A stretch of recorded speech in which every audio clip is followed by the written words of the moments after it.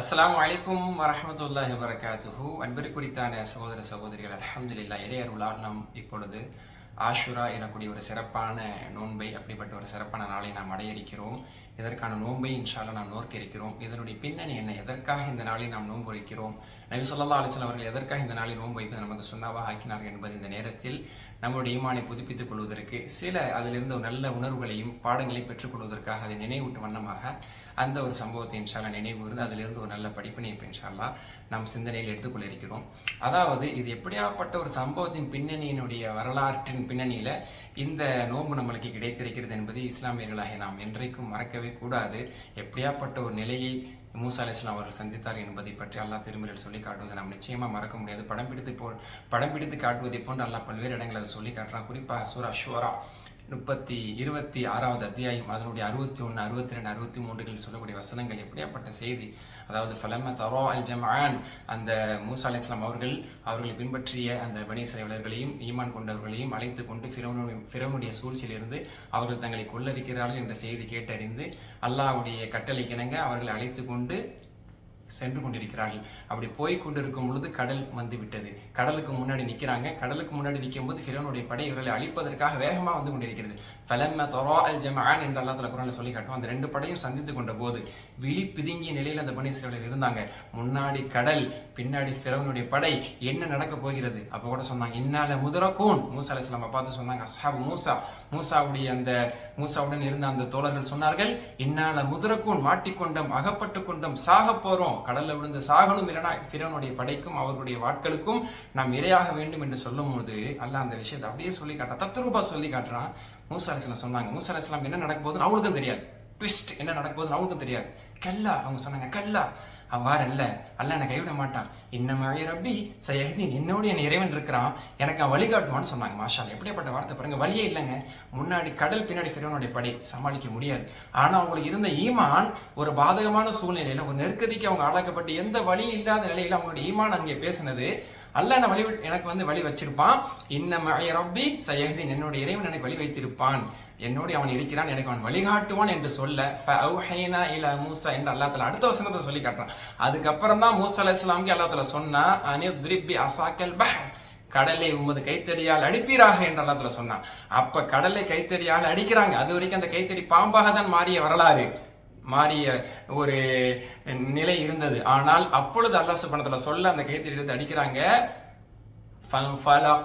ஃபகான குல்லு ஃபிர்கின் கத்தௌதில் அஸீம் என்று அல்லாஹ் சொல்லி காட்டுவான்.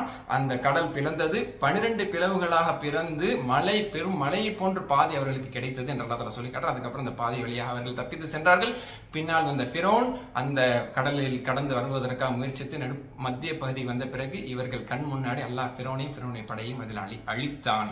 எவ்வளோ பெரிய ஒரு சம்பவம். அப்போ வழி இல்லாத நிலையில் அல்லாஹ் தஆலா ஈமானை பார்த்து, மூசா அலைஹிஸ்ஸலாமுடைய ஈமானை பார்த்து, அந்த உணர்வை பார்த்து அவர்களை வஹி அறிவித்து கடலில் வழி ஏற்படுத்தினான் என்று முஃபஸ்ஸிரீன்கள் அதனுடைய விரிவுரையில சொல்றதை மாஷா அல்லாஹ் பார்க்க முடிகிறது. அதுக்கப்புறம் மூசா அலைஹிஸ்ஸலாம் அவர்கள் அந்த நாளில் அல்லாஹ்வுக்கு நன்றி செலுத்தும் வண்ணமாக காலமெல்லாம் நோன்பு நோற்றார்கள் என்று நாம் குறிப்புகளில் பார்க்க முடிகிறது. அதனால தான் நபி ஸல்லல்லாஹு அலைஹி வஸல்லம் அவர்கள் என்ன செய்யறாங்க, அந்த நாளில் நோன்பு வைக்கிறாங்க. அதில் யூதர்களுக்கு மாற்றம் செய்ய வேண்டும் என்ற ரீதியில 2 நாட்களாக 9, 10 அல்லது 10, 11 என்று 2 நாட்களாக வைக்க வேண்டும் என்ற ஒரு வழிமுறையை நபி ஸல்லல்லாஹு அலைஹி வஸல்லம் கற்றுத்தர்றாங்க.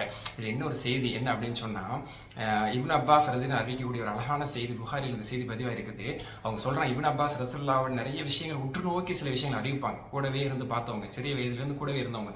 அவங்க சொல்றாங்க, மா ரஐத்து நபி ஸல்லல்லாஹு அலைஹி வஸல்லம் யதஹர்ரா சியாம யௌமின் ஃபத்லஹு அலா கைரிஹி இல்லா ஹாதல் யௌம். நபி ஸல்லல்லாஹு அலைஹி வஸல்லம் அவர்கள் எந்த ஒரு நோன்புலையுமே, அவங்க நான் உத்து நோக்கின விஷயம் அப்படின்னு சொல்றாங்க, எந்த ஒரு நோன்பையுமே அதனுடைய சிறப்பை, அதனுடைய அருளை நபி ஸல்லல்லாஹு அலைஹி வஸல்லம் அவர்கள் மிக அதிகமாக தேடினார்கள்.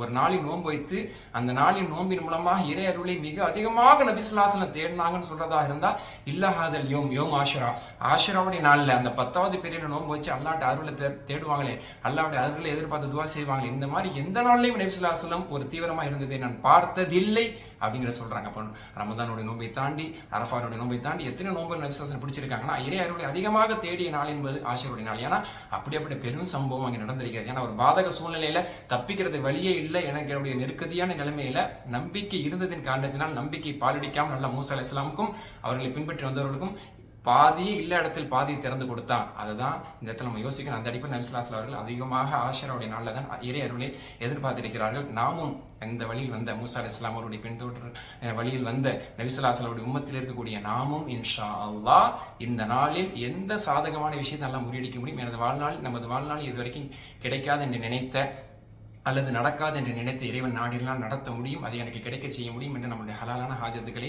நாம் அல்லாவிடத்தில் கேட்டு பெற வேண்டிய எந்த தேவைக்கு நமக்கான தேவை எவ்வளோ இருக்கலாம் அதெல்லாம் நாடினா முடியும் அப்படிங்கிற உணர்வை தான் இந்த ஆஷர் நமக்கு தர வேண்டும். இறை நாட்டத்தை மீறி எதுவும் நடக்காது, அல்லாஹ் நாடினால் எதுவும் நடக்கும் என்ற உணர்வை நாம் இந்த சம்பவத்தின் மூலமாக பெற்று அல்லாவிடத்தில் நம்முடைய தேவைகளை முன்வைக்கக்கூடியதாக எல்லா நாளையும் பயன்படுத்தும். குறிப்பாக அந்த ஆஷர் நாளை இந்த உணர்வோடு நம்ம பயன்படுத்தி நம்ம தேவைகள் எல்லாத்தையும் அல்லாஹ்விடத்தில் கேட்டு பெறக்கூடிய சிறந்த நசீபுள்ளவர்களாகவும் நபி ஸல்லல்லாஹு அலைஹி வஸல்லம் வாக்களித்த இந்த நாளில் நோன்பு வைக்கக்கூடியவர்களுடைய ஒரு வருடத்தினுடைய பாவங்கள் மன்னிக்கப்படும் என்று சொன்னார்களே, அந்த அடிப்படை நம்முடைய பாவங்கள் மன்னிக்கப்படக்கூடிய நல்ல நசீபையும் அல்லாஹ் நம் அனைவருக்கும் தந்தருள் வீரான வாஹிர் தாவானா அல்ஹம்துலில்லாஹி ரப்பில் ஆலமீன். அஸ்ஸலாமு அலைக்கும் வரஹ்மத்துல்லாஹி வபரகாத்துஹு.